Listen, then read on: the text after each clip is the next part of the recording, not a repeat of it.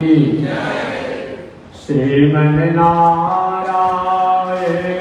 लक्ष्मी नारायण श्रीमन्नारायण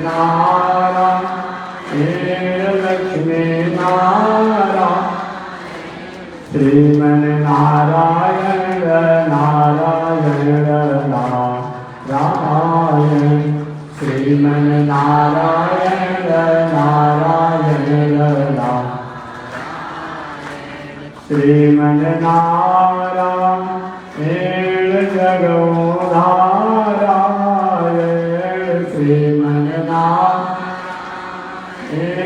जगोधारायण लक्ष्मी नारायण नारायण नारायण लक्ष्मी नारायण नारायण नारायण आग लगे आकाश में बरसन लगे अंगारो आग आकाश में बरसन लगे संतन ये होते जग में तो जल मरता संसार संतन होते जग में तो जल मरता संसार श्रीमन्नारायण नारायण नारायण श्रीमन्नारायण नारायण नारायण तनि देखी रघुनाथ जी हमारे ओरिया तनि देखी रघुनाथ जी हमारे ओरिया तनि ताकी रघुनाथ जी हमारे ओरिया तनि ताकी रघुनाथ जी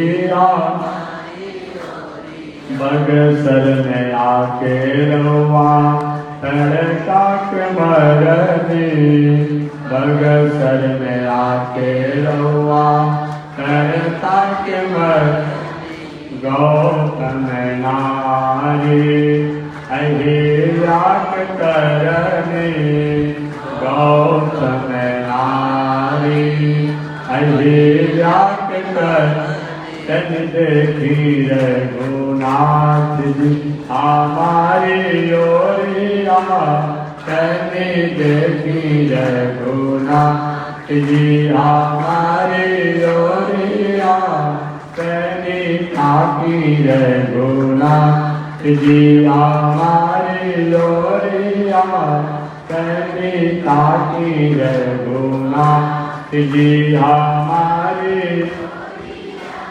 श्रीमन्नारायण नारायण नारायण श्रीमन्नारायण नारायण नारायण लक्ष्मी नारायण नारायण नारायण लक्ष्मी नारायण नारायण नारायण बोलिए श्री लक्ष्मी नारायण भगवान की अनंताचार्य कृपया वेदांत ध्वज पारगम रामकृष्णांग सजवटम विश्वक्सेन मुनिं भजे कासायम यज्ञ सूत्रम शुचिव पुषि तथा चोद्रपुण्ड्रम च भाले यस्यास्ते दक्षहस्ते कलिकुमतिगिरीन्द्रेन्द्रवज्रं क्रीडन्नं संसाराग्नि प्रशान्त्यै मृतजलममलं दारुपात्रं पवित्रं श्रीविश्वक्सेनसूरे पदकमलयुगं श्रेयसे संश्रयामि लक्ष्मीनाथसमारम्भाम् नाथयामुनिमध्यमाम् अस्मदाचार्यपर्यन्ताम् वन्दे गुरो परम्पराम् नारायणाय विद्महे वासुदेवाय धीमहि तन्नो विष्णु प्रचोदयात् महालक्ष्म्यै च विद्महे विष्णुपत्न्यै च धीमहि तन्नो लक्ष्मी प्रचोदयात् तन्नो लक्ष्मी प्रचोदयात्। परमाराध्य श्री लक्ष्मी नारायण भगवान नित्य वंदनीय पूज्य गुरुदेव श्री त्रिदंडी स्वामी जी महाराज के युगल चरणों में कोटि नमन। भगवत भागवत आचार्य कैंकर्य पारायण महानुभाव पावन भूमि पर पावन कथा को श्रवण करते आ रहे हैं। पावन कथा प्रसंग अंतर्गत पिछले दिन मैंने निवेदन किया था। श्री नारद जी भगवान श्री कृष्ण के पिता श्री वसुदेव जी से कहते हैं, वसुदेव जी आत्म कल्याण के कुछ साधन बहुत हैं। उन बहुत से साधनों में कलिकाल के मानवों के लिए भगवान के नाम गुण लीला धाम का चिंतन करते हुए उनके नामों का गुणों का कीर्तन करना, चिंतन करना है लीला का भी, धाम का भी, गुणों का भी, और उच्चारण करना है नाम। नाम रूप गुण लीला ये पांचों चीजों अगर ऐसा होता है तो कलयुग के मानव सहजता से संसार में रहते हुए और अपना कल्याण आप कर सकता है। भगवान ने 4 आश्रम को प्रकट किया।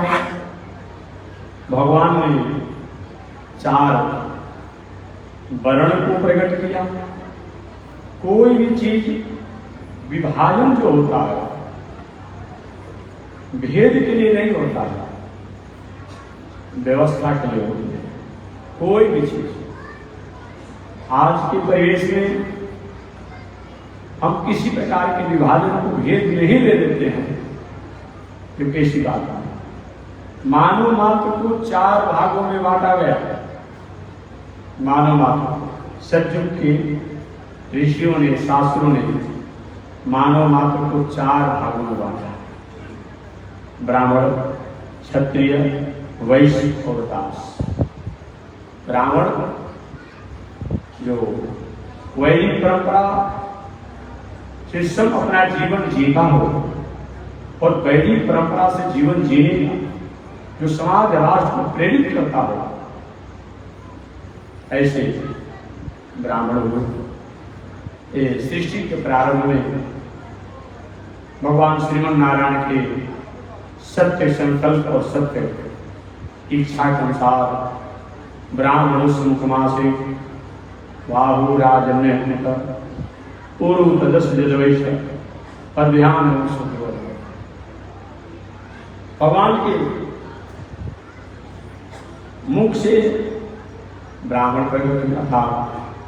भुजा ही क्षत्रिय, कमर ही वैश्य और पैर ही दास। ये भेद नहीं है। हमारी शरीर की शोभा तब है जब हमारा मुख भी है, हमारा पेट कमर भी है, हमारा जंघा भी है, हमारा पैर भी है। पैर को अलग कर दिया जाए शरीर की शोभा नहीं है। हाथ को अलग कर दिया जाए शोभा नहीं है। मुंह को, सिर को अलग कर दिया जाए शोभा नहीं है। कमर और जंघे को अलग कर दिया जाए शरीर की शोभा नहीं है। जब एक साथ है तभी शरीर कहलाता है। इसलिए कोई भी हमारा पुराणों में, शास्त्रों में अगर कोई ऐसी बात आती है तो समाज की समझने के लिए आता है, न कि तोड़ने के लिए। आज के विचारकों द्वारा भले उसे तोड़ मरोड़ करके तोड़ने की बात करते हो, एक ऐसी 4 वर्ण। ब्राह्मण यज्ञ करना, यज्ञ कराना, दान देना, दान लेना, अध्ययन करना होता। क्षत्रिय पूजा पाठ हम करेंगे ब्राह्मण जैसा, लेकिन जजमनिका करके नहीं है। असमझ या करने में कोई दिक्कत नहीं है, आप भी संस्कृत के स्तोत्रों को पाठ करें, हम भी करें, कोई दिक्कत नहीं है। लेकिन किसी के अब जजमनिका की वृत्ति में होकर के नहीं,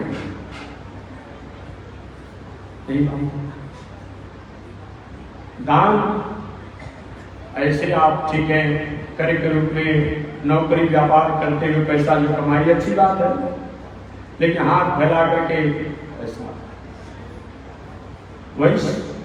वही पूजा पाठ करें, वही धर्म कर्म करें, लेकिन पूजा पाठ करके दक्षिणा लेने की अपने आप में इच्छा न रखें। दास जिनको आज की भाषा में सुंदर करते हैं, अरे उस समय का वो संबोधन था, किसी के प्रति अपमान की बात नहीं। आज अपने अनुसार आप समाज को कल्याण करने के लिए, समाज के लोगों के स्टेटस पर विचार करते हुए आपने अल्पसंख्यक बना दिया, पिछड़ी बना दिया, अति पिछड़ी बनाया, दलित बनाया, महादलित बनाया। तो आपने समाज को अपमान नहीं किया। और हमारे ऋषियों ने, हमारे शास्त्रों ने हर कहीं कह दिया कि ब्राह्मण क्षत्रिय वैश्य शूद्र, यहाँ अपमान हो गया। मोदी पर तरस आती है ऐसे दार्शनिकों की, ऐसे विचारकों की जो समाज के लोगों को उथल पुथल करने का काम करते हैं। मैंने जो निवेदन किया, आज ऐसा आप क्यों करते हैं? आप कहते भाई सब मान लो, तो फिर आप अलग अलग तरीका से जनगणना कराते हैं, अलग अलग तरीका से काम होता है ना। क्यों ऐसा हो रहा है? इसीलिए हो रहा है भाई समाज के जो लोग हैं, मानव जो है वो मानव कौन कितना किसका सुबह खाता है तो शाम की व्यवस्था नहीं है, और शाम को खाता है तो सुबह की व्यवस्था नहीं है, किसको रहने की व्यवस्था नहीं, किसको शिक्षा की व्यवस्था नहीं है, किसको स्वास्थ्य की व्यवस्था नहीं है, किसको घर की व्यवस्था नहीं है, किसको रोटी की व्यवस्था नहीं है, किसको मकान की व्यवस्था नहीं है, किसको कपड़ा की व्यवस्था नहीं है, किसको दुकान की व्यवस्था नहीं है। इस सभी मामलों में विचार करते हुए आज की जो समाज सेवक हैं, वो समाज की सेवा करने वाले हैं, ये अपने तरीका से वो करते हैं।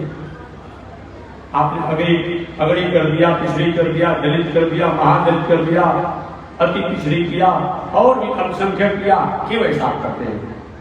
उस जमाने में के बाबू तो बैठो शांति में कहाँ परेशान कर रहे हो, समझाइए ना कहीं कहाँ से आ जाते हो, कोई काम नहीं है बाबू लोग, पढ़ो लिखो जाओ, पढ़ना से पढ़ना लिखना चाहिए, लोग जो प्रेम से जाइए, पढ़ो लगा करके पढ़ो तो अच्छा रहेगा, कभी हाथ में बोल नहीं सकता है लोग।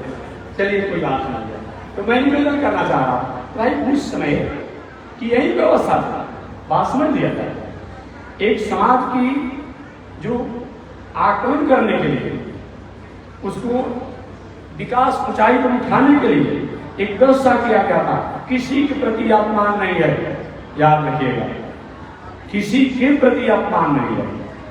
अगर अपमान की बात होगी तो भगवान श्री राम उस त्रेता युग में सबरी मैया के यहाँ गए।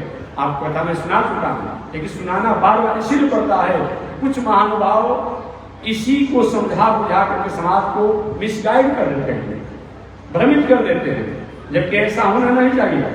हम सब लोग परमात्मा के हैं, हम सब लोग परमात्मा के। हमेशा मैं कहता हूँ, all thing bright and beautiful, all creature great and small. छोटे बड़े सुनहरे चमकीले जो कुछ भी दुनिया में है, उसको बनाने वाला गॉड ने बनाया है, हमको उसी ने बनाया है, आपको उसी ने बनाया है, सब कुछ ने।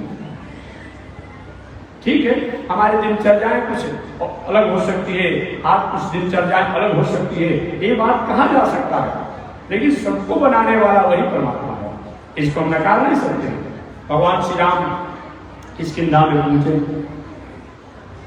भगवान श्री राम ने पूछा कि सबरी मैया, एक पंपा सरोवर की जल खून जैसा क्यों है?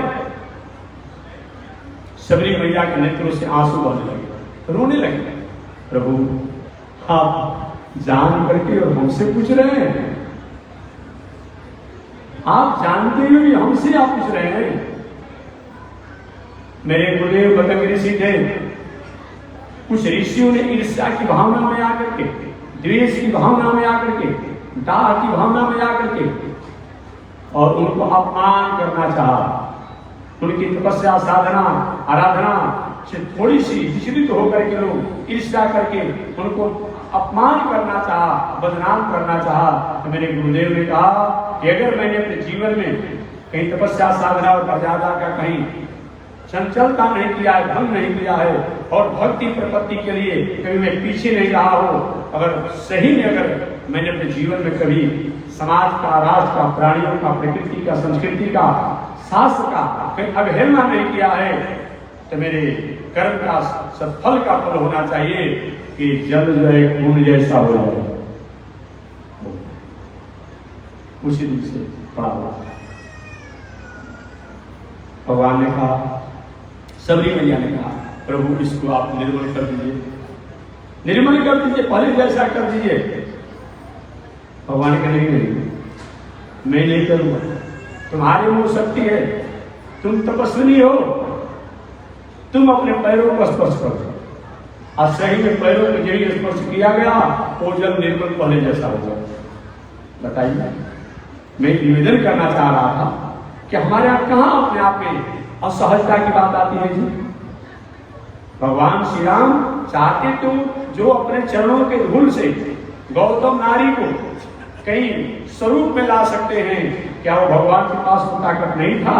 हाँ, लेकिन समाज की समन्वय को स्थापना करने के लिए उन्होंने क्या किया, सबरी के पैरों का स्पर्श करा करके पंपा सरोवर से जल को निर्मल कराया। ये क्या मतलब होता है? इसलिए हमारा राष्ट्र, हमारा देश, ये वैदिक परंपरा जो है, सनातन परंपरा जो है, मानव मात्र की बात करता है। कभी आपने नहीं सुना होगा, मैं किसी विचार, एक दर्शन की कहता हूं कि जय हो, विश्व का कल्याण हो, प्राणी में सद्भावना हो, ये मैं पढ़ता हूँ। विश्व का जब कल्याण होगा, इसमें मेरा भी कल्याण हो जाएगा, हमारे देश का भी कल्याण हो जाएगा, हमारे प्रदेश का भी कल्याण हो जाएगा, हमारे जिला का भी कल्याण हो जाएगा, और हमारे गांव परिवार का भी कल्याण हो जाएगा। हमारा तो जो भी विचार है मानव मात्र के लिए, प्राणी मात्र के लिए है। इसलिए मैं निवेदन करना चाहता हूं, आज के जमाने में जैसे समाज के लोगों को हम सुविधा देने के लिए उनको अलग अलग क्राइटेरिया द्वारा उनको हम पहचान करते हैं, जाने जाते हैं, उनका कार्ड बनता है, तो पहले के जमाने में उनको उस तरीका से करके उनके विकास की बात की जाती थी कि पर किसी को कोई आपत्ति नहीं होना चाहिए, इसको किसी प्रकार से गलत तरीका से परोसने का अधिकार नहीं रखना चाहिए। ब्राह्मण, क्षत्रिय, वैश्य, शूद्र, 4 वर्ण को परमात्मा ने बनाया। नारद जी कहते हैं 4 आश्रम में, ब्रह्मचर्य आश्रम, गृहस्थ आश्रम, वानप्रस्थ आश्रम, संन्यास आश्रम। ब्रह्मचर्य आश्रम का मतलब हर मनुष्य को 25 वर्षों तक सदाचार से रहते हुए कम से कम शिक्षा और संस्कार से अपने जीवन को जीना चाहिए। 25 वर्षों शिक्षा और संस्कार इस समय होता है। 25 वर्षों से 50 वर्ष का उम्र जो है, इच्छा हो तो आप निश्चित कर्मचारी बने, मत विवाह शादी कीजिए। अगर कहीं विवाह शादी की इच्छा हो तो वैदिक परंपरा अनुसार अपना कुल, गोत्र, खानदान को बढ़ा करके और अपने स्वजाति में गा करके और संतान को जन्म दे करके और उस पुत्र को संस्कारी बनाइए, शिक्षित बनाइए, घर परिवार, दलान, मकान, दुकान विकास कीजिए। एक 25 वर्षों से 50 वर्ष की अवस्था बताइए, ये गृहस्थ आश्रम। 50 वर्षों से 75 वर्ष की अवस्था जो है, एक बात और ध्यान देगा कि महात्मा जी तो पहले की कथा न है आपकी है, अब तो 60 वर्ष में लोग चला जा रहा था, 17 वर्ष में चला जा रहा है, तो जितना भी आपको आयु होती हो उसको 4 भागों में बांट करके और उस अनुसार काम कीजिए। 50 वर्ष से 75 वर्ष की आयु है, एक वानप्रस्थ आश्रम कहा जाता है। वानप्रस्थ का मतलब कि हम परिवार, पत्नी, बाल बच्चों के साथ रहेंगे, घर, मकान, दलान में रहेंगे, लेकिन इतना भर ही हमारा अधिकार है घर से, परिवार से, मकान से, दलान से, दुकान से, रुपया से, पैसा से, जितना से कपड़ा, भोजन, दवा और रहने की व्यवस्था हो जाए, सब आपका ही कमाया हुआ चीज है। लेकिन इसको 50 वर्षों से 75 वर्ष की अवस्था में अपने पुत्रों को, परिवार को, जो आपका उत्तराधिकारी है उसको जीमा समझ करके बस जितना भोजन से काम चल जाए, जितने कपड़ा से काम चल जाए, जैसे रहने से काम चल जाए, दवा से काम चल जाए, उतने में चलाना एक क्या है, वानप्रस्थ है। थोड़ी सी ज्ञान का राग बढ़ जाए तो पत्नी को या तो पुत्र को जीमा दे दीजिए या तो ऐसा नहीं संभव होता हो तो पत्नी रहे लेकिन धर्म कर्म पूजा पाठ से ही जीवन जीना चाहिए, बाकी वंश विस्तार के लिए आगे की इच्छा न हो। 50 वर्षों से 75 वर्ष के बीच में और केवल सत्कर्म परमार्थ में ही जीवन जीना, ये वानप्रस्थ आश्रम। एक झोपड़ी बना लीजिए, एक रूम बना लीजिए, या तो घर में एक रूम मिल जाए और उसमें अपने भजन भाव पूजा पाठ समाज प्रमाण पर प्रकार से जीवन जीना वानप्रस्थ। और सन्यास, सन्यास से मतलब जनहित में काम तो हो, राष्ट्र हित में काम हो, समाज हित में काम हो, प्राणी हित में काम हो, विश्व हित में काम हो, लेकिन निजी अपने स्वार्थ में और अपने भोग आयासी जीवन में न रहना। अधिक से अधिक त्याग कोई सन्यास कहा गया है। कुछ दिन पहले किसी महानुभाव महोदय जी ने कभी कहा होगा, कोई या तो शास्त्र नहीं पढ़ा है कि संत महात्मा सन्यासी जो है उनको आश्रम नहीं बनाना चाहिए, पढ़ा होता थोड़ा भी तो। आदि शंकराचार्य जी, उनसे बड़ा सन्यासी कौन हो सकता है? जो छोटी अवस्था में उन्होंने क्या किया, अपने माता से वचन लेकर के सन्यासी बने। आप कथा जानते हो आदि शंकराचार्य जी का, उनको 4 कुटियों की स्थापना करने की क्या आवश्यकता थी? पीठ में क्या होता है, आश्रम में न होता है। थोड़ा भी बुद्धि से पढ़ा लिखा होता तो ये बात नहीं करता। अरे हमारे भगवत पास श्री रामानुजाचार्य जो आज 1000 वर्ष पहले संसार में आए, उन्होंने 74 पीठों की स्थापना किया। ये 74 पीठ क्या है? आश्रम में है। आश्रम भोग आयासी जीवन के लिए नहीं होना। इस आश्रम के मतलब से समाज का, राष्ट्र का, प्राणियों का कल्याण होता है। फिर शिक्षा की बात, फिर संस्कार की बात, फिर सद्भावना की बात, फिर परमार्थ की बात। इसके लिए तो आश्रम होना ही चाहिए। और उस आश्रम में रहकर के हम आयासी जीवन जीते हैं, ये नहीं होना चाहिए। तो सन्यासी का मतलब ये नहीं कि सन्यासी अपना भोजन के लिए मांगेंगे, समाज के नहीं मांगेंगे। हमने कोई स्कूल बना दिया, हमने कोई अस्पताल बना दिया, हमने कोई विश्वविद्यालय बना दिया, हमने कोई मंदिर आश्रम बना दिया, ये गलत हो गया। कोई जाकर वृंदावन में, हरिद्वार में, प्रयाग में, विद्या में गया, एक दिन रहा अपने आप में, कौन खराब काम हो गया भाई? हम अपने जीवन के लिए किसी प्रकार के अगर कोई रसिक, अश्लील या किसी आयासी जीवन जिए तब तो इस पर किसी प्रकार के सन्यासी की मर्यादा पर एक थोड़ी सी अपने आप में क्या है कि दोष आ सकता है। नहीं तो मैंने जो बताया कि आदि शंकराचार्य सन्यासी थे कि नहीं थे, भगवत पास श्री रामानुजाचार्य स्वामी जी सन्यासी थे कि नहीं थे, और भी महापुरुष आए वो सन्यासी जो की सब लोगों ने आश्रम बनाया। वर्तमान समय में भी उसमें भी आश्रम हमें आयासी जीवन जीने के लिए नहीं है। आश्रम समाज, राष्ट्र का, प्राणियों का कल्याण और हित करने को हो, ऐसा तो होना ही चाहिए। बाकी अपने जीवन के लिए जो भोजन मिल जाए, जो सोने का जगह मिल जाए, बस उतना ही अपना है। बाकी अपने लिए कोई बहुत बड़ी व्यवस्था नहीं करना, ये सन्यासी का कर्म है। इस प्रकार श्री नारद जी कहते हैं कि हे वसुदेव जी, भगवान ने 4 वर्णों को बनाया, भगवान ने 4 आश्रम को बनाया और समाज का कल्याण किया। सतयुग, त्रेता और द्वापर युग तथा कलयुग। सतयुग में भगवान श्रीमन नारायण का विग्रह श्वेत माने सफेद रंग का, और त्रेता युग में भगवान का विग्रह लाल रंग का, द्वापर युग में भगवान का विग्रह सांवला रंग का, और कलयुग में भगवान का विग्रह जो है कृष्ण वर्ण का यानी काला बताया गया है। कलयुग में नाम संकीर्तन ही प्रधान रूप से भक्तों के कल्याण के लिए सहज उपाय बताया गया है। इसका मतलब ये नहीं तो जप करना ही नहीं चाहिए। अगर जप करने की नहीं क्षमता हो, अब भगवान का नाम का कीर्तन भी किया जाता है, तो जप करने से कहीं कम नहीं है, तीर्थ करने से कहीं कम नहीं है, व्रत करने से कहीं कम नहीं, पूजा करने से कहीं कम नहीं। ये तात्पर्य है। तात्पर्य ये नहीं है कि अपने आप पर कलयुग में जप करना ही नहीं चाहिए, तीर्थ करना ही नहीं चाहिए, मंदिर बनाना ही नहीं चाहिए, ऐसी बात नहीं है। अगर नहीं हो पा रहा है, केवल भगवान के नामों का कीर्तन भी करते हैं, तो कीर्तन करने से भी वही फल होता है जो और युगों में कहीं तीर्थ व्रत करने से, जग करने से, समाधि लगाने से, योग करने से जो होते थे। ये बात हो जाएगा। परिहार क्यों होता है? इसी प्रकार का परिहार का मतलब क्या होता है? जैसे कि किसी व्यक्ति को लीवर किडनी में कुछ इन्फेक्शन हो गया, भोजन नहीं पच रहा है, डॉक्टर साहब कुछ नहीं हो तो कम से कम खिचड़ी बना करके खाइए।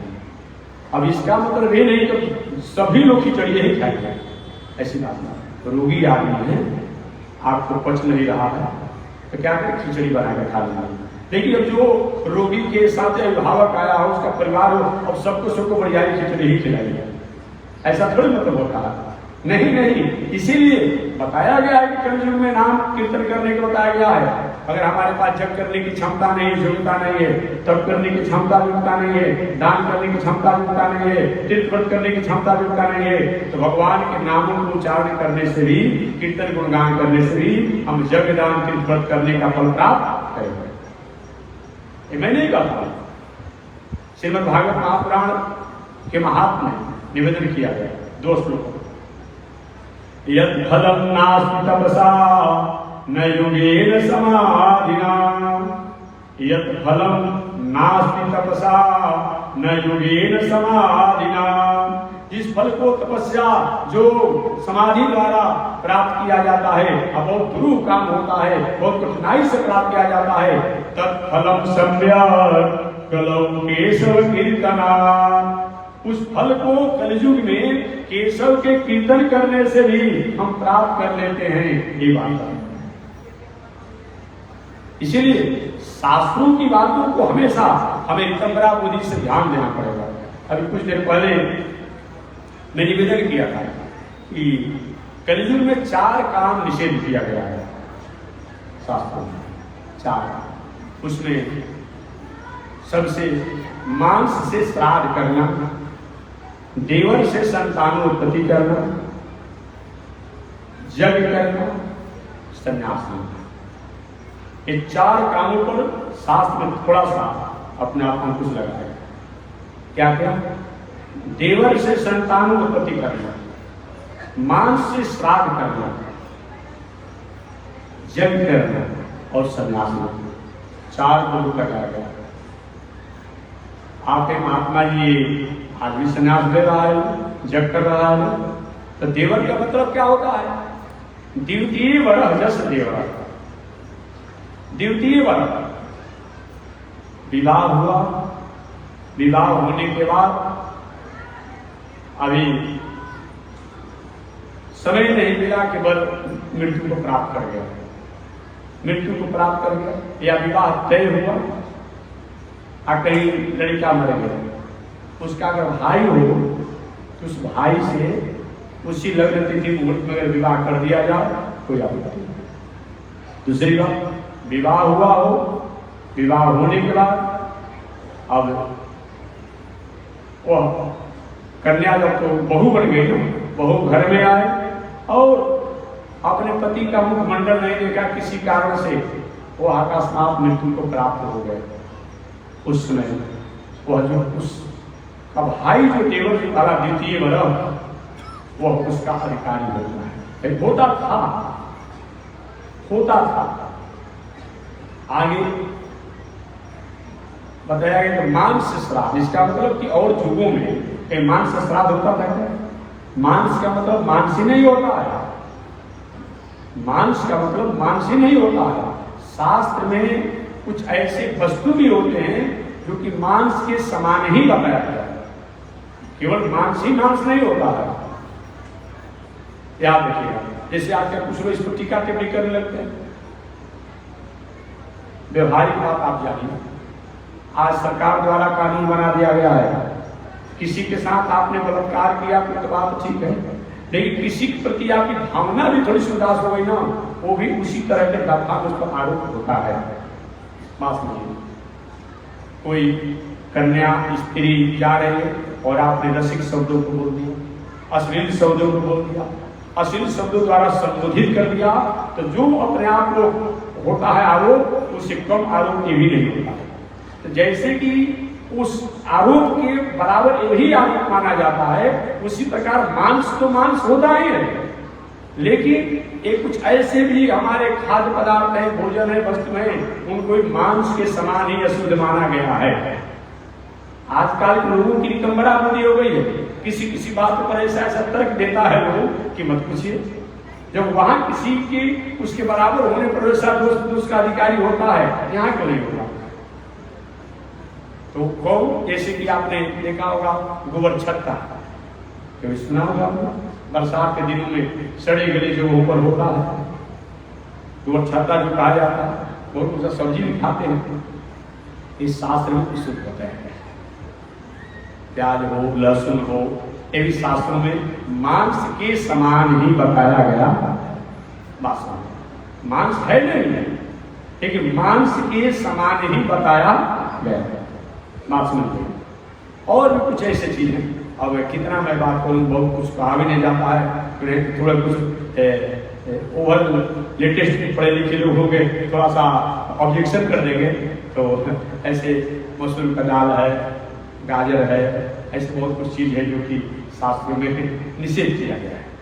तो इसीलिए बहुत से नियम धर्म से रहने वालों थोड़ा विवेक का प्रयोग करते हैं।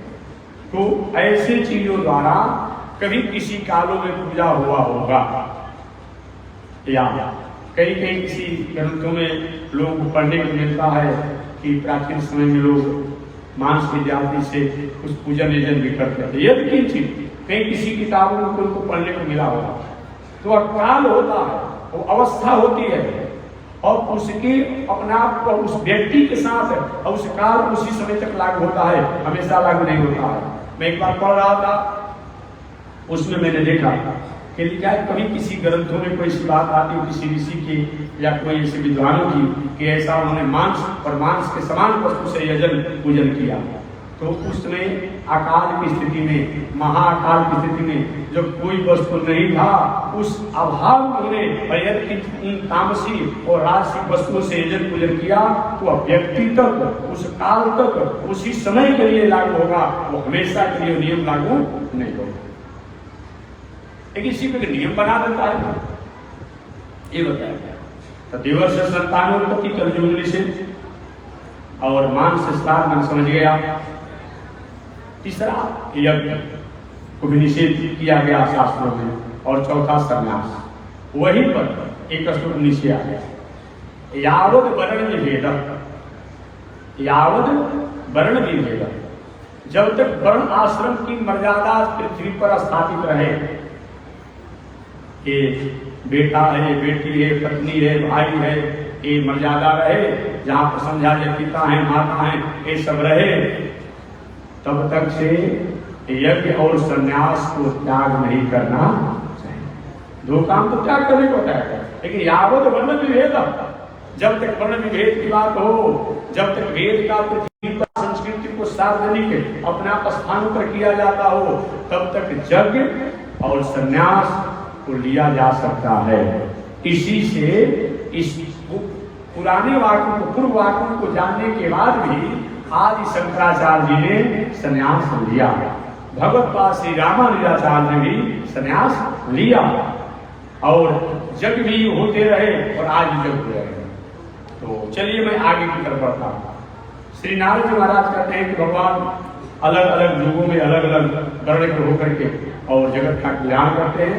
आगे कहते हैं, उन परमात्मा को नारद जी मैं प्रणाम करता हूँ जो ध्येयं सदा परिभवग्नमभीष्टदोहं तीर्थास्पदं शिवगिरिचिनुतं शरण्यं विद्यार्थिहं प्रणतपालभवाब्धिपोतं वन्दे महापुरुष ते शरणारविन्दं। श्री नारद जी कहते हैं कि हे प्रभु, मैं उन परमात्मा को प्रणाम करता हूँ, ध्येयं सदा परिभवम्, कहते हैं कि ध्येयं सदा परिभवम् अभीष्टदोहं, मैं उनको मैं प्रणाम करता हूँ जो पूरे दुनिया के शरणागत की रक्षक हैं, उनको मैं प्रणाम करता हूँ। उनके चरणारविंदों को मैं सदा सदा ध्यान करता हूँ, जो ध्यान के योग हैं, जो माया मोह के कारण अपने संसार में वास्तविक स्वरूप को छिपा करके और एक समान रूप में रख करके जो अपना इस संसार के प्राणियों का कल्याण करते हैं, जो भक्तों की कामनाओं के लिए काम धर्म के रूप में होकर के कल्याण करते हैं, और तीर्थ को जिन्होंने तीर्थ बनाने का काम करते हैं, ऐसे तीर्थ स्वरूप जो शिव ब्रह्मा इत्यादि देवताओं के रूप में होकर के प्राणियों का कल्याण करते हैं। जब आवश्यकता होती है तो शिव बन जाते हैं, आवश्यकता होती है तो ब्रह्मा बन जाते हैं, आवश्यकता होती है तो विष्णु बन जाते हैं। ऐसे परमात्मा को मैं प्रणाम कर रहा हूं। ये नारद ने आगे नारद ने कहा कि हे वसुदेव जी, ये साक्षात आपका पुत्र कृष्ण जो है, ये आपका पुत्र नहीं है, ये आपके पुत्र बन करके आए हैं, साक्षात ये नारायण है। और इन्हीं में आप अपने मन, बुद्धि, दिल, दिमाग, चित्त को लगाइए, अब इससे आपका कल्याण हो जाएगा। आगे नारद जी कहते हैं, वसुदेव जी, कलयुग के समान कोई अच्छा युग नहीं है, क्योंकि अन्य युगों में तपस्या, यज्ञ, पूजा से जो फल होता था वो कलयुग में नाम संकीर्तन से प्राप्त होता है। सतयुग, त्रेता, द्वापर युग के प्राणी, सतयुग के लोग, त्रेता युग के लोग, द्वापर युग के लोग कलयुग में जन्म लेने के लिए भगवान से प्रार्थना करते हैं, तरसते रहते हैं कि कलयुग में मेरा जन्म हो जाता तो मेरा उद्धार हो जाता। उन लोगों का ऐसा विश्वास है, हितादिषु प्रजा राजन कला वीक्षन्ति संभवम् कलौ खलु भविष्यन्ति नारायण परायण क्वचित् क्वचित् महाराज द्रविडेषु च भूरिश ताम्रपर्णी नदी यत्र कृतमाला पयस्विनी।